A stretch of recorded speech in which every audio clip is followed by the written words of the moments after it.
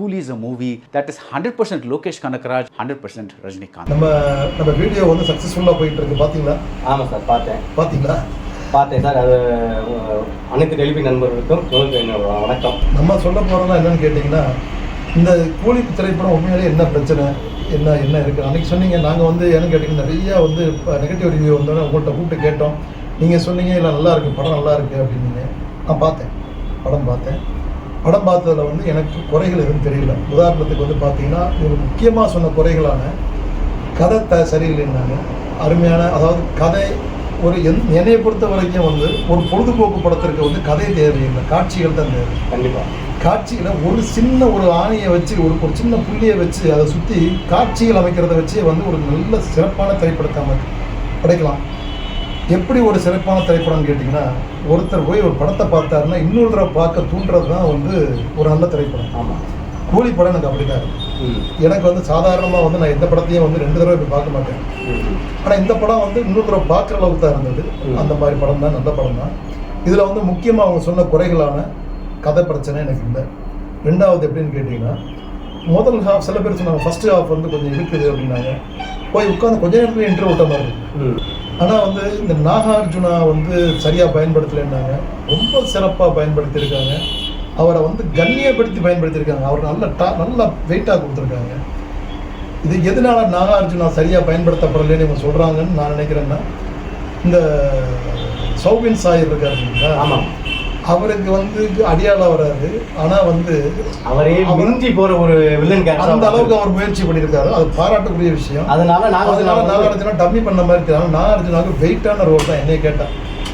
அவர் இந்த சௌபின் சாயருமே வந்து, அதாவது இந்த ஆளாக வந்து மஞ்சுமல் பாய்ஸில் நடித்தாருங்கிற அளவுக்கு வந்து அதனால சிரிக்கிறதே வந்து ஒரு பயமாக இருக்குது. அதான் சார், ரொம்ப ஒரு அருமையான ஒரு கேரக்டர் பண்ணியிருக்காங்க. அடுத்து வந்து பார்த்தீங்கன்னா, சத்யராஜை வந்து ரொம்ப மினிமமாக பயன்படுத்தியிருக்காங்களே ஒழிய நல்லா பயன்படுத்தலைன்னு சொல்ல முடியாது. கொஞ்ச நேரம் பயன்படுத்தியிருக்காங்க. ஒரு சினிமாவில் வந்து இவங்க வந்து என்னன்னு கேட்டிங்கன்னா, ரசிகர்களோட திருப்திக்காண்டி பெரிய பெரிய ஆக்டர்களை கொண்டு வந்திருக்காங்க. எல்லாருக்குமே வந்து 2.25 மணி நேரமும் படத்தில் இருக்கிற மாதிரி இருக்கணும்னா அது முடியுமா? கண்டிப்பாக அது கதையாக கண்டிப்பாக இருக்கும். அப்போ இவ்வளோ பெரிய ஆக்டர்ஸ், இவரெல்லாம் வந்து எவ்வளோ பெரிய ஆக்டர், சத்யராஜ்னா, நாகார்ஜுனா, இவங்கெல்லாம், அது வந்து இவர் உபேந்திரா, இவங்கெல்லாம் எவ்வளோ பெரிய ஆக்டர்ஸ். இவங்கெல்லாம் நடிக்கிறாங்கன்னா என்ன காரணம்னு கேட்டிங்கன்னா, ஒரு ரஜினிகாந்த் அப்படின்ற நபர் மேலே ஒரு அன்புனால அவங்க நடிக்கிறாங்க. அதில் வந்து சத்யராஜ் வந்து என் கேட்பான், சௌபின் சாயர் கேட்பாப்புல, உயிர் போகுதுன்னு பயமா இருக்காண்ணா, ஏன் உனக்கு பயமா இருக்காதா அப்படின்னு அவர் பாடல கேட்பாரு. அந்த ஒரு சீன் போதுங்க, அந்த மாதிரி பாகுபலி அவர் முக்கியமான கேரக்டர். அதுல கூட அவர் இந்த மாதிரி இவ்வளவு கூட வெளியில வந்தாலும் அந்த சின்ன வார்த்தை வந்து அங்க பயன்படுத்தல அவர். அந்த நான் அப்ப சொன்னேன், அது மாதிரி 2-3 இடத்துல பேசியிருப்பாரு.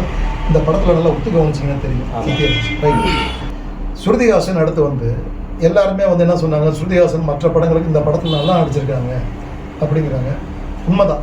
ஏன்னா நானும் பல படங்கள் பார்த்துருக்கேன். எந்த படத்துலையும் வந்து ஒரு கிளாமர் ஆர்டிஸ்டாக தான் அவங்களை பயன்படுத்தியிருக்காங்க. இந்த படத்தில் வந்து முழுக்க வந்து ரஜினியோடையே ட்ராவல் பண்ணுற ஒரு கேரக்டர்.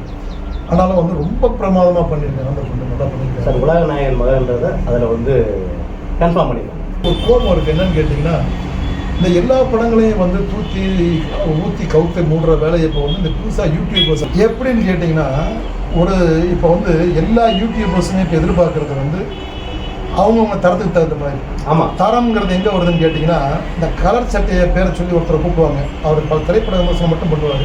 கூட ஒரு படம் கூட டைரக்ட் பண்ணார். ஆமாம், அவருக்கெல்லாம் எப்படின்னு கேட்டிங்கன்னா, ஒரு ப்ரீமியர் ஷோ போட்டாங்கன்னா, அந்த முக்கியமான நம்பர் விஐபிகளுக்கு அந்த ஷோ போடுவோம். ஆமாம், அந்த ஷோ போட்டாங்கன்னா அவருக்கு வந்து ஒரு 10 டிக்கெட்டாக தான் அவர் கொடுக்கணும். அவர் 10 டிக்கெட் கொடுக்கணும். தரத்துக்கு தகுந்த மாதிரி. சில பேருக்கு 5 டிக்கெட்டு, 3 டிக்கெட்டு, சில ஆளுக்கு 1 டிக்கெட்டு, எனக்கு 1 டிக்கெட்டாக வேணும் அப்படின்ட்டு இருப்பாங்க. அது மட்டும் இல்லை, படம் பார்த்துட்டு அவங்களுக்கு எல்லாருக்குமே கவரில் வந்து அவங்களுக்கு தகுதிக்கு தகுந்த மாதிரி அமௌண்ட் வச்சு கொடுக்குறாங்க. இந்த யூடியூபர்ஸ் பண்ணுற வேலை என்னன்னு கேட்டிங்கன்னா, ஒரு சின்ன ஒரு 10க்கு 10 உள்ள ஒரு ஹோட்டலுக்கு போகிறாங்க. அவன் வந்து இதை பற்றி யோசிச்சுட்டு கூட மாட்டான். அவன்கிட்ட போய் நாங்கள் யூடியூப்லேருந்து வர்றோம், எங்கள் சேனலில் போட்டிங்கன்னா உங்கள் இது வந்து எங்கேயோ போயிடும் வியூஸு, இப்போ நிறையா கஸ்டமர் எங்கேயோ வந்துடுவாங்க, அதனால் வந்து உங்களுக்கு எங்கள் பாருங்கள், எங்களுக்கு இத்தனை சப்ஸ்கிரைபர் இருக்காங்க, இவ்வளோ வியூவர்ஸ் இருக்காங்கன்னு சொல்லி எல்லாம் ₹1000 காமிச்சிட்டு அவங்களுக்கு உடனே ஆசை வந்துடும். அப்படிங்களா, சரிங்க எடுங்க அப்படின்னா, இல்லை சார் அதுக்கு பேமெண்ட் ஆகும். எவ்வளோ ஆகும்? எங்களுக்கு இங்கே உட்காந்து உங்கள் ஐட்டங்களை கூட வைக்கணும். அது ஃப்ரீயாக வரணும். அது போக வந்து 20,000 ரூபா கேட்குறாங்க. 10க்கு 10 கடைனா 20,000 ரூபா. அவங்க வந்து இல்லைங்க அவ்வளோ தர முடியாது வேணாங்க அப்படின்னா அப்புறமா எடுக்கிறாங்க.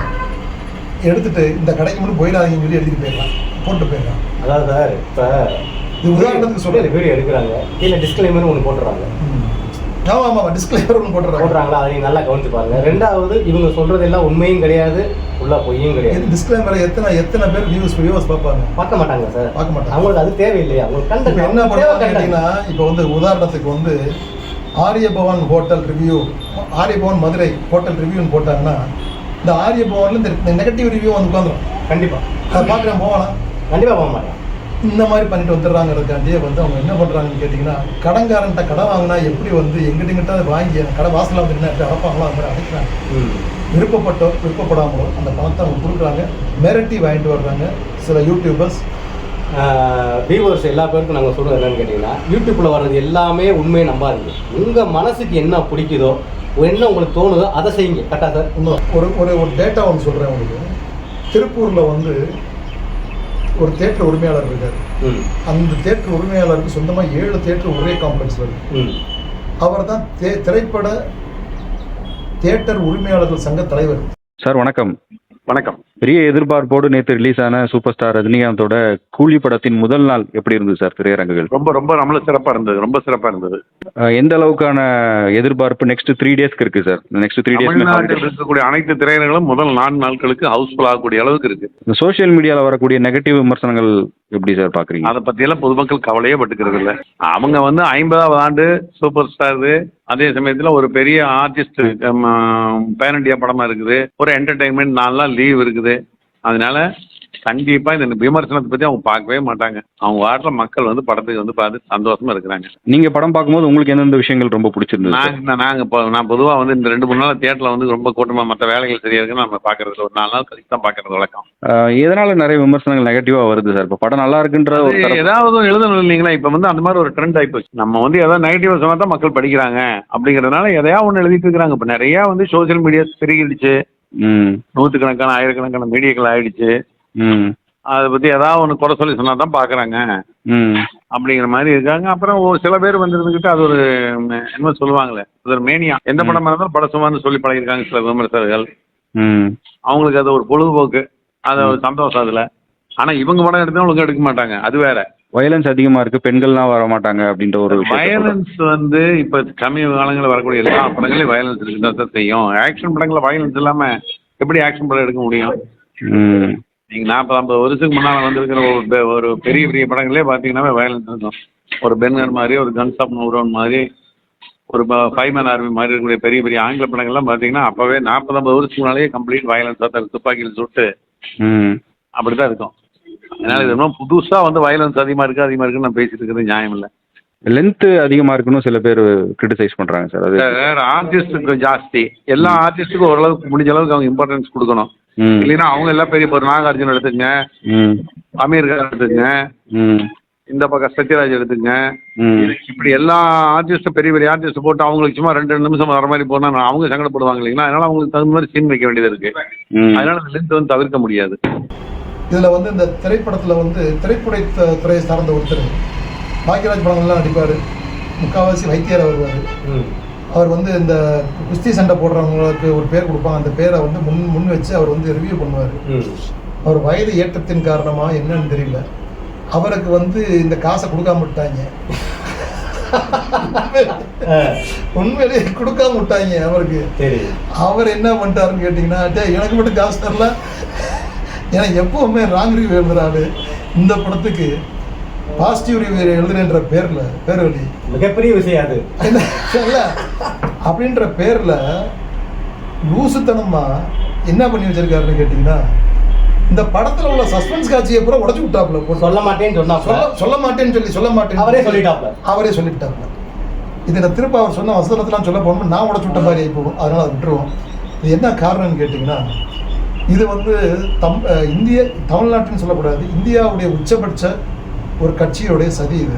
அந்த கட்சியை வந்து இந்த கட்சியினால் உருவாக்கப்பட்டு திரைத்துறையிலிருந்து வெளியே போய் கட்சி ஆரம்பித்த ஒரு நடிகர் வந்து இன்னைக்கு வந்து நான் வந்து சொல்லலை, பல பேர் சொல்லி நானே கேள்விப்பட்டேன் சார். ரிவ்யூ வந்து நானும் பார்த்துட்டு தான் வந்து நான் சொல்கிறேன். அது வந்து எப்படின்னு கேட்டிங்கன்னா, அவர் வந்து ஒவ்வொரு யூடியூபருக்கும் வந்து 20,000 ரூபா கொடுத்துருக்கிறதாகவும், அவருக்கு அசைன்மெண்ட்டுக்காண்டி 20 கோடி ரூபாய் அவருக்கு வந்து பெரிய கட்சியினால் கொடுக்கப்பட்டதாகவும் தகவல் இருக்குது. இது வந்து ரொம்ப ஒரு ஆணித்தரமான தகவல். அவருக்கு அந்த 20 கோடி, ஏன்னா இவர் வந்து பாக்கெட்டில் இருந்து இவர் 20 ரூபா மட்டும் 20 ரூபாவோட செலவழிக்க மாட்டார் இவர் நடிகர். அது வந்து எல்லாரும் தெரிஞ்ச விஷயம். 10 பைசா எடுக்க மாட்டார் உள்ளேருந்து. நீ ஒரு ஒரு ஒரு பாட புத்தகம், ஒரு பென்சில் ஸ்லேட்டு வழங்குற விழாவில் கூட வந்து அதெல்லாம் மன்றங்கள் ஏற்பாடு பண்ணி வச்சுருந்தா இவர் கையில் எடுத்து கொடுப்பார். அதுக்குன்னு ஒரு செலவுக்குன்னு எதுவுமே செய்ய மாட்டார். அப்படிப்பட்ட ஒரு வள்ளல் குளம் படித்தவர் அவர் தான் வந்து ஏற்பாடு பண்ணி இந்த இது பண்ணுறாங்க அப்படின்னு ஒரு பேச்சு. ஏன் அந்த பெரிய கட்சி வந்து இந்த மாதிரி பண்ணுறாங்க அப்படின்னு பார்த்தா, இவர் வந்து ரஜினி வந்து இப்போ சமீபத்தில் வந்து ஒரு தப்பான ஒரு விஷயம் வந்து பண்ணினதா வந்து அவங்க நினைக்கிறாங்க. என்ன லால் சலாம்னு ஒரு படம். ஆமாம், அந்த லால் சலாம் படத்தில் வந்து இது வரைக்கும் யாருமே செய்ய துணியாத ஒரு விஷயத்தை, யார் ரஜினியை விட்டுட்டா கமல், அஜித், விஜய், இவங்க யாருமே செய்ய துணியாத ஒரு விஷயத்தை வந்து அவர் செஞ்சார். என்ன ஒரு நிலைப்பாடு எடுத்தார். அவர் பொண்ணு வந்து கதை எழுதி அந்த படத்தை டைரக்ட் பண்ணி இப்போ ரஜினி வந்து நடித்தார். அதில் வந்து போல்டாக சொன்னார், கலவரம் முஸ்லீம்கள் பேரை வச்சு கலவரம் பண்ணாதீங்க. ஆமாம், ஞாபகம் இருக்கா? கண்டிப்பாக. முஸ்லீம்கள் பேரை வச்சு கலவரம் பண்ணாதீங்க, அது வந்து தப்புன்னு சொல்லி ஒரு ஊரை மட்டும் மையப்படுத்தி அந்த ஊருக்குள்ளே நடக்கிறத நாட்டுன்னு சொல்கிற விஷயமா ஒரு மெசேஜாக கொண்டு வந்து கொடுத்தாங்க அப்பா அம்மா. இவர் உமாபதி வந்து முதல் வீடியோவில் பேசினார்.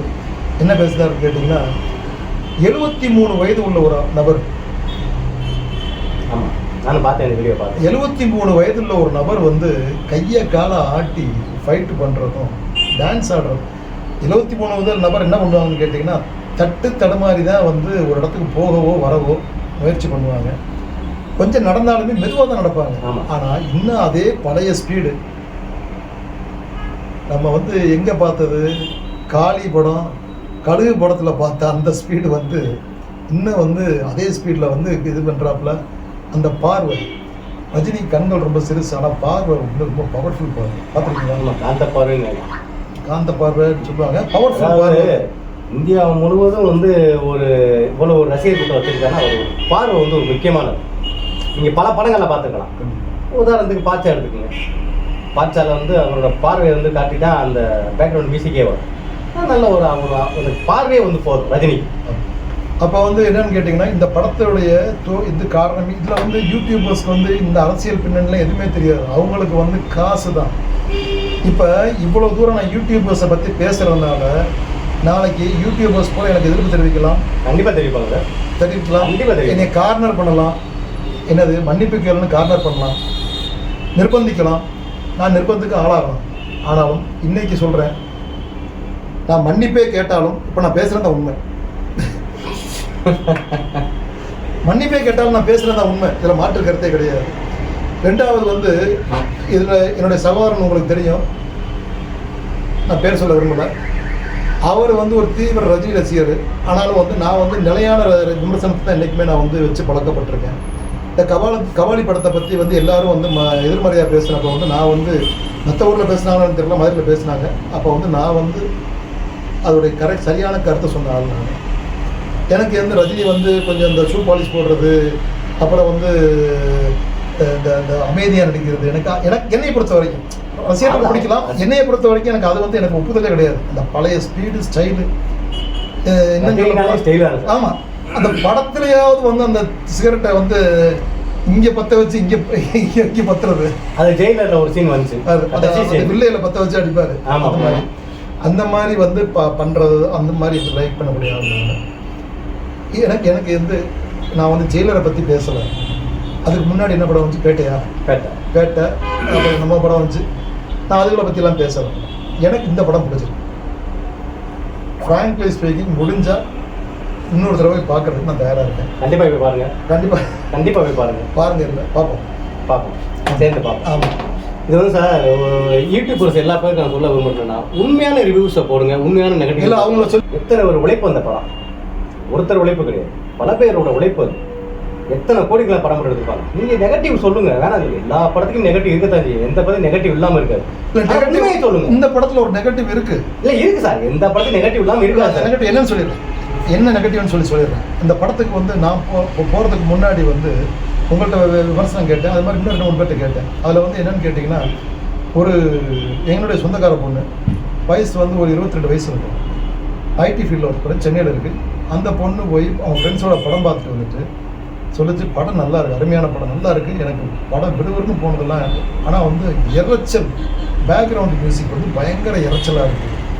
அது வந்து எனக்கு வந்து அது மட்டும்தான் எனக்கு குறையா தெரியுதுன்னு சொல்லிச்சு. அப்புறம் அன்னைக்கு நைட்டு வந்து ஒரு ஹஸ்பண்ட் அண்ட் ஒய்ஃப் 2 பேருமே ஒர்க் பண்ணுறவங்க, ஜாபில் இருக்கிறவங்க. அன்றைக்கி நைட் அவங்க 2 பேரும் போயிட்டு வந்து அவங்க சொன்ன ரிவ்யூவுமே இதே தான். என்னென்னு கேட்டிங்கன்னா, படம் போனோம், படம் பூரா இறைச்சலாக இருக்குது, தலைவலி வந்துடுச்சு. ஆனால் படம் வந்து சூப்பராக இருக்குது, படத்தில் எந்த விதமான குறையும் கிடையாது.